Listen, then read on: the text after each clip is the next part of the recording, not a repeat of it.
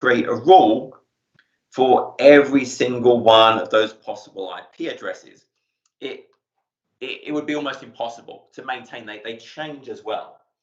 So we have all these IP addresses, and I don't want to have to try and create rules to maybe allow or disallow.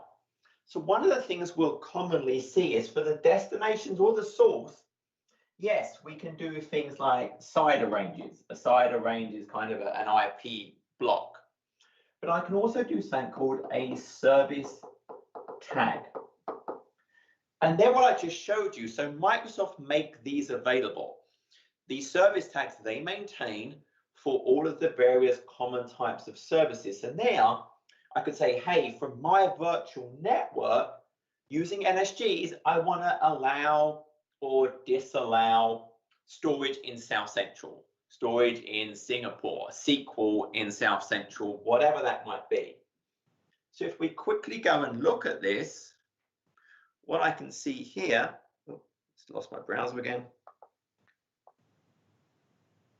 If I try and look at my browser, if I go and look at the portal, and if I search for kind of NSGs, network security groups, and I'll just look at one of them, I'll look at inbound rules, I'll add a rule. For the source, you can see, hey, I could select IP addresses or I could select service tag. And this is where we'll now see all of those various types of service tags that I might possibly want to use. So they have massive numbers of these available for things like here, because these storage in all the different regions, SQL in all the different regions. So I can be super specific using these kind of service tags to say, hey, I only want to allow or disallow access to various types of PaaS services from certain regions. The challenge is, though, what I'm not doing is I'm not saying any particular instance. I'm just saying, hey, yes, storage in South Central, but there might be 50 different storage accounts in South Central. And also, this is only one direction. This is saying from the VNet, what is it allowed to talk to? Well, the storage account, the SQL, it has its own kind of set of controls at the perimeter, where I can set things like, well, who is allowed to talk to me? Now, ordinarily, if I go and look at this, I can just select kind of IP addresses, which is not that useful in this scenario because this is a private IP space. That IP space is useless. I can't control access to PaaS services over the internet from what is a private IP space. Additionally, even though there's a public IP facing, the traffic doesn't go out to the internet and back in. It stays on the Azure backbone. It's smart enough for the edge routers to know, but it's still kind of taking kind of a weird path. If I want to be able to lock things down and control, well, this particular storage account 1, can only be accessed by things in this subnet, I need to make this subnet known to storage. So then it could be part of some rule set. So the way we do that is we add something called a service endpoint at a per subnet level. So once again, if we kind of jump over quickly, so if we go and look, if I go and look at a virtual network, and I'll just kind of pick one, you'll see one of the things we actually have is this kind of service endpoint option. What I can do in that service endpoint of the virtual network, I can say which services I want to add service endpoints for. As you can see, I've added for SQL in South Central. I've added for storage on multiple actual subnets for South Central, North Central, Brazil, and others. And I could add others still. I could pick the various services, and then I could go and say, well, which subnets should actually have that service, etc. So I can actually go down if I pick something like storage, I can actually do something called policies, which I'll talk more about in a second, and really dive into that. And this is really doing two different things. What this is doing is, one, it's now making this subnet a known thing to that type of service. It's also now setting up a more direct route from that subnet to the service. So rather than it now kind of bouncing around a little bit to the service, if you actually look at the route table, it now adds a special next hop is of type endpoint to the storage account. So it will now take a more optimal path to actually get to the storage. But what this allows me to do is actually on now that storage type of resource, if I go and look at, let's say, a storage account, and if I go and look, for example, at its firewall,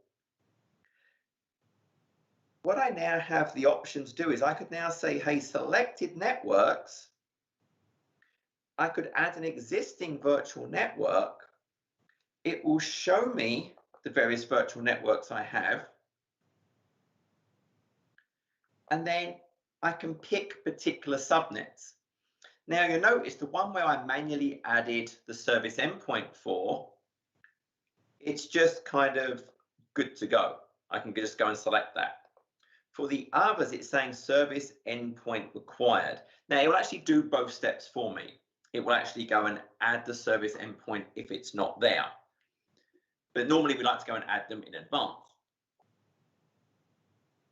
So what this now lets me do is actually from the service, I could now restrict, hey, look, you can only talk to this from that particular subnet. I'm essentially now locking it down to really control who is allowed to talk to it. So using these service endpoints, it gives me a good optimal route from the subnet, and it lets me now restrict that particular instance to say only let this subnet talk to it. Now, an important thing, when I'm creating these service endpoints, it's only per subnet. And what I mean by that is something in another subnet can't use that service endpoint.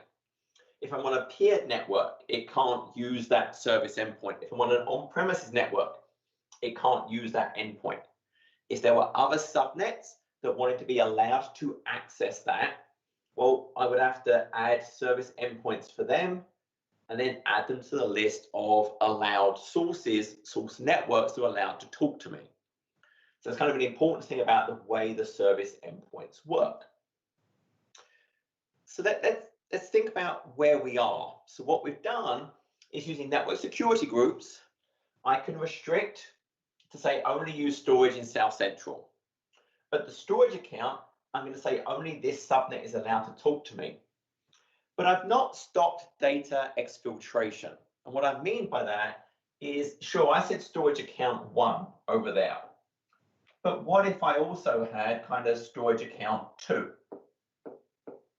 That's in the same region. And maybe I go and create that. So I've controlled storage account 1 can only speak to this subnet. I've controlled to say this subnet via NSGs can only talk to storage accounts in South Central. But what's to stop me connecting to this one, which is allowed, getting data and copying it to this other storage account? I can essentially take the data and copy it someplace else. What we've not done yet is to say from this subnet, you're only allowed to talk to that instance of storage. I cannot talk to storage account 2. And the way we do that is really we add this so-called service endpoint policies. So a service endpoint policy allows me to say, well, you're only allowed to talk to these instances of a particular service. So I create a service endpoint policy and then link it to a subnet. So once again, if we jump over and have a look at this, what I can see here is if I search for, sorry, endpoint, go. What I can actually do in my policy definition is I'm saying, hey, this is of type a single account, but I also could do all accounts in a particular resource group or all accounts in a subscription. So I don't have to worry about if others are added, but I'm stopping someone going and creating their own subscription and their own storage account and copying stuff. So I can restrict it to a certain account. I'm telling it which storage account, and then I can link that to a subnet. So now the subnet I have linked that to will only be allowed to talk to that particular storage account. So when I combine NSG's service endpoint policies and I've restricted this storage account to protect it, well, now I can only connect what the endpoint policy allows me to connect to. I can't take data and copy it to a different storage account. Now, I have to do other things as well. If I'm really determined, hey, I'll take that data and I'll copy it to a Dropbox. I'll do something else. There's other policies I have to put in place, but this is where those kind of service endpoints, NSGs and service endpoint policies come together to, in Azure, really let me control, hey, what the subnet can talk to in terms of these kind of PaaS services, and what that PaaS service will allow to talk to it by making the subnets these kind of known resources. Again, though, none of this passes through. I have to do this at each subnet. This is not going to work from kind of any connected network. I have to add those endpoint policies for everything that I want to leverage. So let me just quickly check, see if there's any questions at this point. So the question was, does it work from on-premises? No, it doesn't. Service endpoints I have to create on the subnet. It's non-transitive. You can't make service endpoint access transitive. It doesn't work that way. I mean, technically, if you created some appliance in the subnet that took the request and acted on the behalf of, then it's coming from here. Potentially, you could do that, but the way it's architected, it's really just for that subnet. I would have to add service endpoints for every subnet that I want to use that with. That's kind of the way it's designed to function. So, okay, so what else can we do then? What if I do want to be able to create a service that can privately be kind of controlled from peers, if it is from kind of on-premises? And that's where we get into private endpoints. So if I go back to my idea of my virtual network, and I go back, I'm just going to pick a particular storage account. We'll call it storage account 1. And remember, normally that storage account 1 has a whole bunch of kind of public IPs. And remember, this VNet is actually made up and broken into a whole bunch of subnets, which is a portion of the IP space of the virtual network. And I could absolutely have other connected VNets using peering, and I could absolutely have kind of my on-premises connected using ExpressRoute. It could be a site-to-site VPN, whatever that might be. So what private endpoints do, there's actually different things that it does. But for this instance, what it's going to do is project an endpoint for this instance, so it's instance specific, of the service into my virtual network. So what now happens is this private endpoint gets created in a particular subnet that has been projected into that particular storage account. And I can now say, hey, this storage account does not have any public access at all. All I have is this private endpoint. So this private endpoint is an IP from that subnet. So it's a local IP address. So it's an IP address from the subnet. And now I can just access that IP. And when I access that IP, I'm actually accessing that instance of the service. Now, because it's an IP address in that VNet, or I can access that IP address from anything connected to that IP space. So I could be an express route, a site-to-site VPN, a peered network. Now, there are some restrictions today about global peering using these. I don't think that's resolved yet, let's check. But other than that, hey, I can go and use these private endpoints. Now, there are some caveats around the way this is working. That really comes down to DNS. What it does is, if you think about a regular service is maybe storage account .blob, .core, .windows, .net, whatever that is. So it'd be storage account 1 .blob.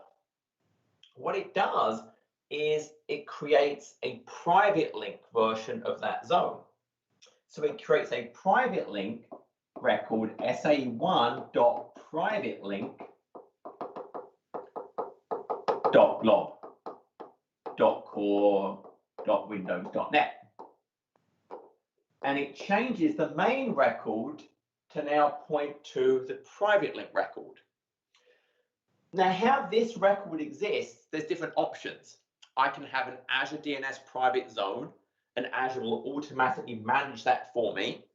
Or I can create in my custom DNS a private link.blob.core.windows.net and add in a record for SA1 that resolves to the IP address it generates in that subnet. But it has to use the DNS name, otherwise things like the HTTPS is not going to function. So it's not just the IP address, it actually modifies the way the name actually looks. And we can kind of see this. So if I jump over for a second, we go and look at the portal. And if I look at my storage accounts again,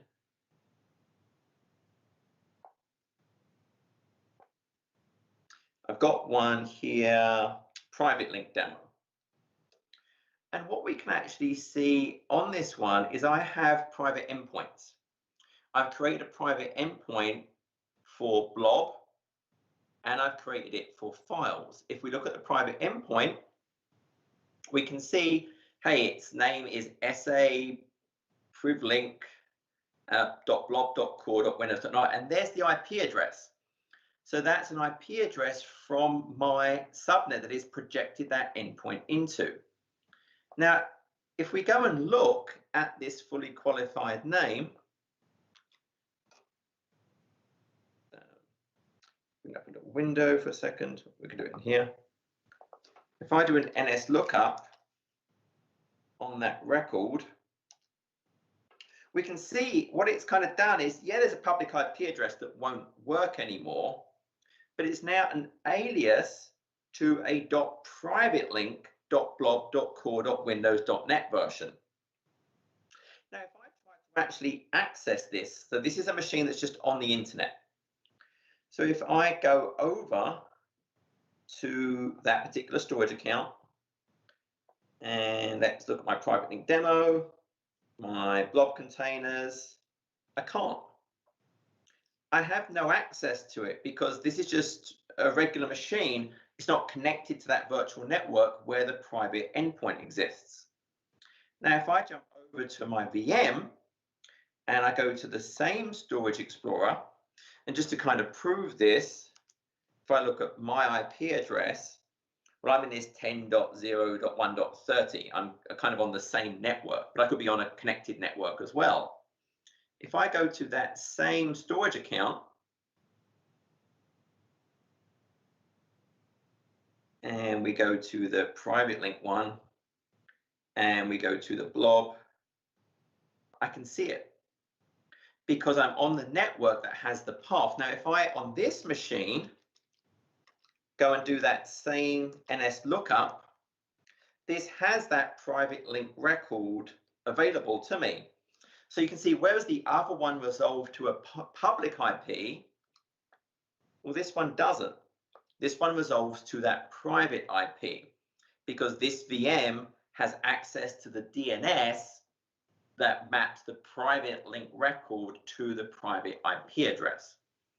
So this now can actually go ahead and use the private link to access that resource. So what private link is doing, essentially, is natting the IP space, and it just represents this particular instance. So now I could just create private endpoints for resources I want. I could block any other type of resource. I can only access things that have private endpoints. So this could be another way I could think about protecting against kind of that data exfiltration, because I only have private endpoint for that particular storage account. Now I can use these private endpoints in other ways. Let's just check if there's any questions before I carry on.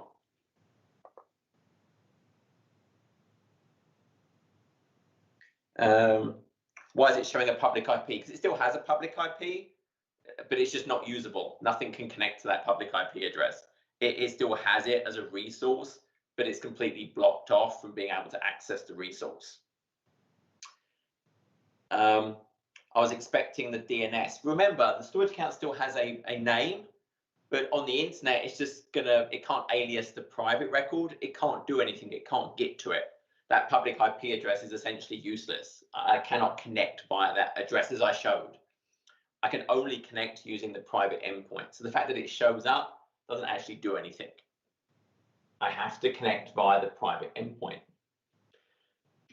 Now that works for things like other services as well. Things like SQL, Cosmos, lots of things now have this ability to do a private endpoint. If you look at some of the big, kind of like the JEDI, the government contracts, and the big companies, they don't want things to be public facing. They only want that private access. So if you look, nearly all of the main types of service today either support private endpoints or they're using delegated subnets. And I'll cover delegated subnets next. But before I do that, there's kind of another way I can use private endpoints.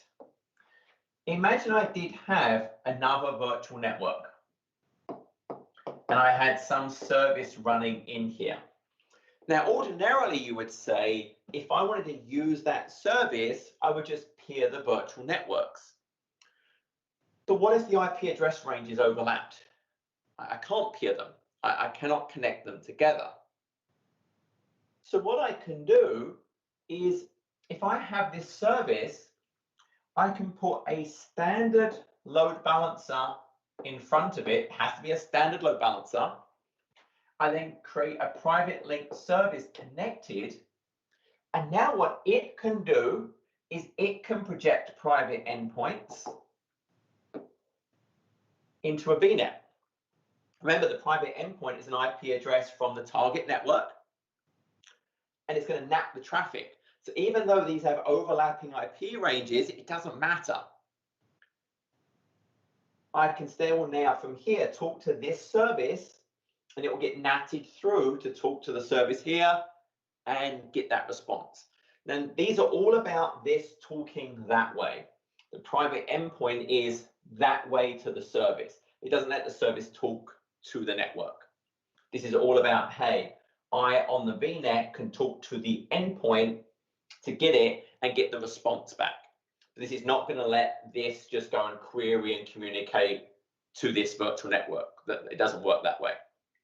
So private endpoints, they're really useful for, hey, I can make these kind of PaaS services have an endpoint in my subnet, or even my own, or maybe some vendor, they can now offer services into my network as well using these private endpoints.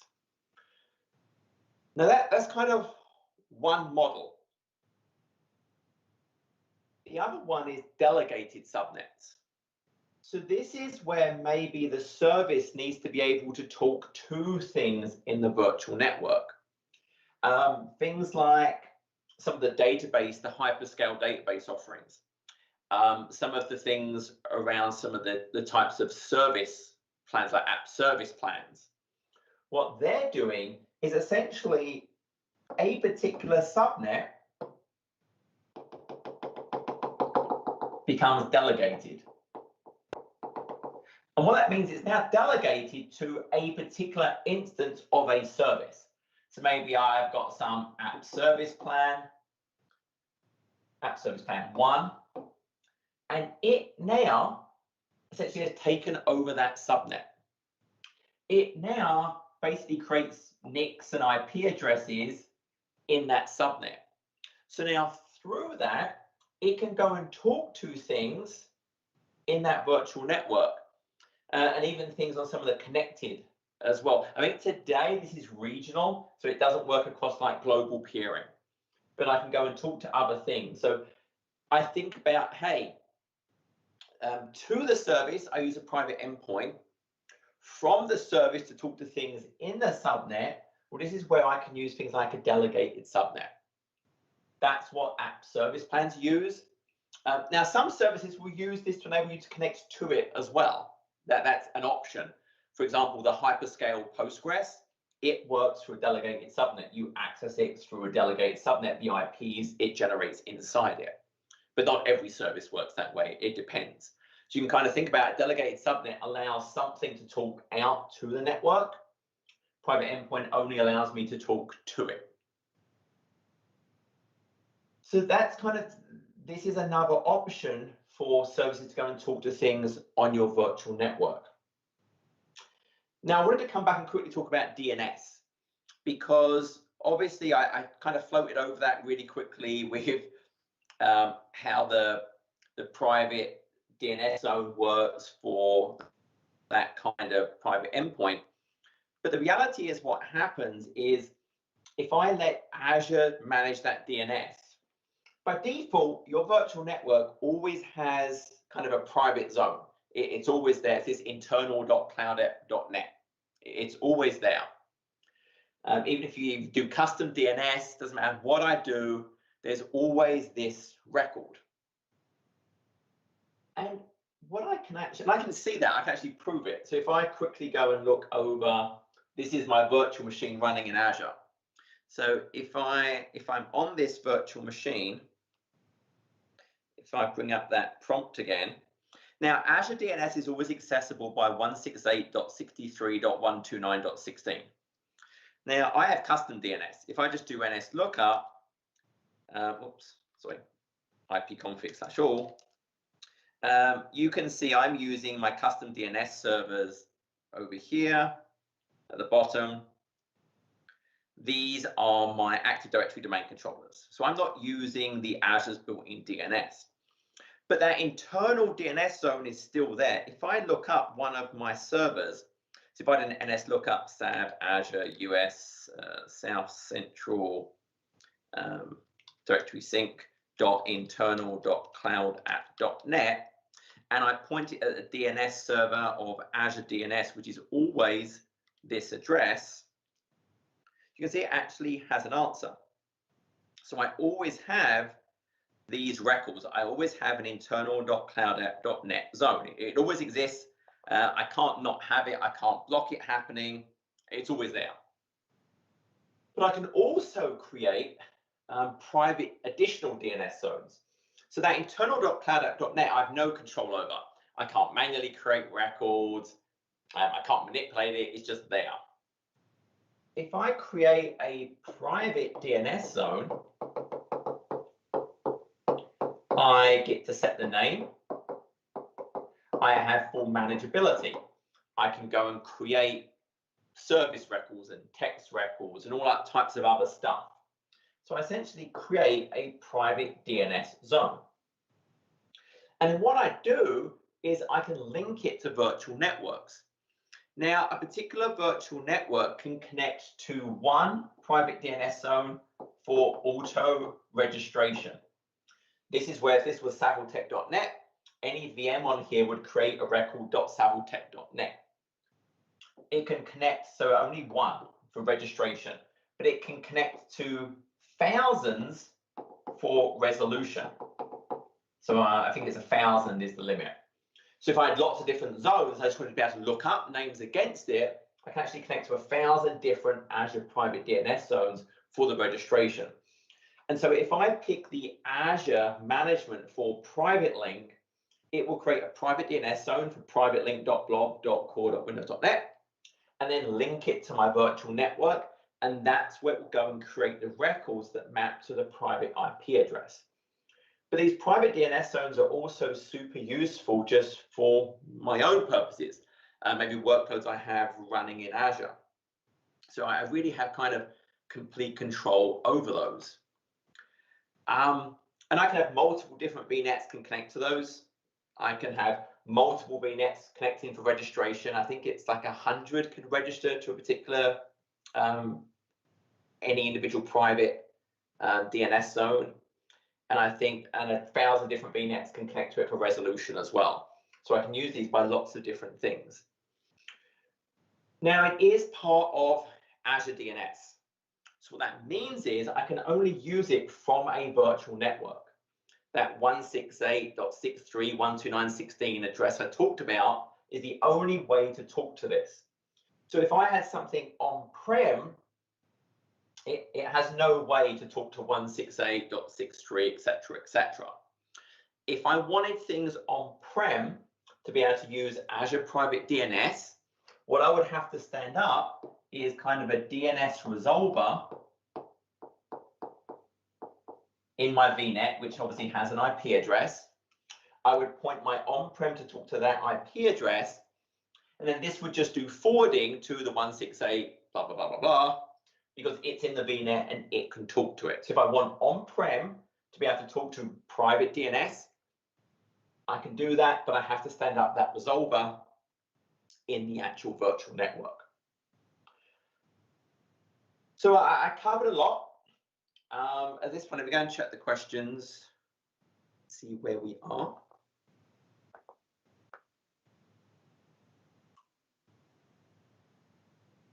The private endpoint creates a private DNS zone. So it doesn't have to.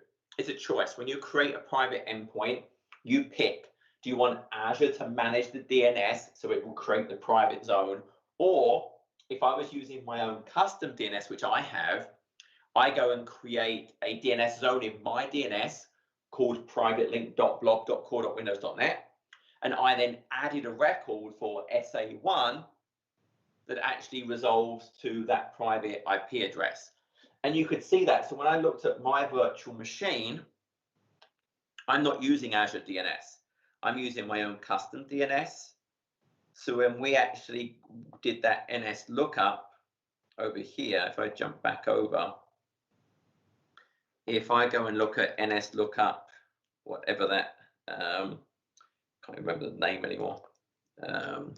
Sav Azure US South Central DS01. Oh, it was the storage account. Sorry, not that. Whatever that storage account was. So where's that storage account name? So if we look up SA priv link demo scus dot private link dot blob dot core dot windows.net, you notice it's resolving against 10.0.1.10. That's my Active Directory DNS services.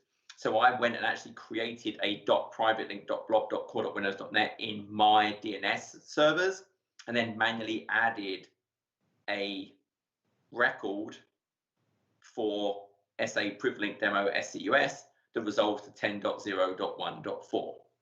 So I created an A record, just a regular host record, that resolves to that. That's because I'm using custom DNS, and I didn't want to deal with trying to forward to Azure private DNS servers. I didn't want to do that. So that was my choice. I could have done an alternate approach and forwarded to private DNS zones. I just chose not to. I'm not doing a lot of these. It's okay for me to manage. This IP address will not change unless you completely delete the private endpoint and recreate it. So it's not going to change. I'm okay with kind of statically managing that. But yes, if you choose the auto option, then right, it's going to create a private DNS zone for privatelink.blob.core.windows.net and link it to the VNet. So that's what I wanted to cover. I know we've got probably like, I think maybe like 5 minutes left. So were there any other questions about this stuff that I didn't cover?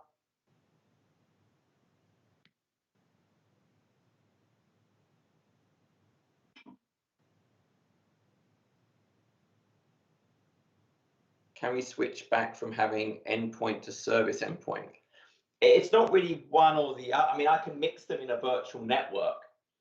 So if I use the private endpoint, it's not really going via the service endpoint anymore. It's just going to an IP address. NSGs don't apply today with private endpoints. It will bypass them. So I could delete the private endpoint And it could go back to just using the regular path, and service endpoints can apply. Can the connection work the other way, Azure SaaS using on-prem resource, e.g.? So that's what I talked about. Private endpoints, no. Private endpoints is always that way. If I wanted a PaaS resource to talk to on-prem, that's why I use a delegated subnet. And I go into detail on that. So if you're interested in that scenario, when I talked about the videos, this video up here, app service and virtual network integration, it's like a 20-minute video. That's all about that. I talk about, hey, that subnet delegation and how it kind of can work the other way. So that's where I go into detail on that scenario. Can we access storage account in a different region? I don't know what different means. Different region. I think I'd have to double check. It does. There are some restrictions by service. I think yes, you can double check the documentation. I believe you can access that, because for things like DR resiliency, I believe you can create private endpoints cross region. Double check the doc. I think you can, but double check that. What about hub and spoke? So again, the private DNS zones, they link to the virtual network. So I could link that same DNS zone to multiple spokes, so they'd have the same resolution. I would have to do the link. If it's doing the DNS lookup here, I have to have that private zone mapped to the spoke as well. Yep. Okay.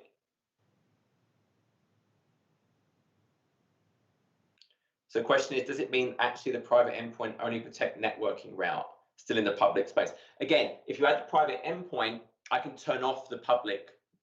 Even though you saw an IP address there, it's not usable. I have it disabled. You can't connect to it by that public IP. Remember, I showed it and it failed. I couldn't connect to it. So just because that public IP resolved to something, there's still a public name and a public IP, but it's not usable. I can't get to it through that. So if I do private endpoint and I turn off the public facing, I can only access it through the private endpoint. Okay. So if there's no more questions, I'll hand it back.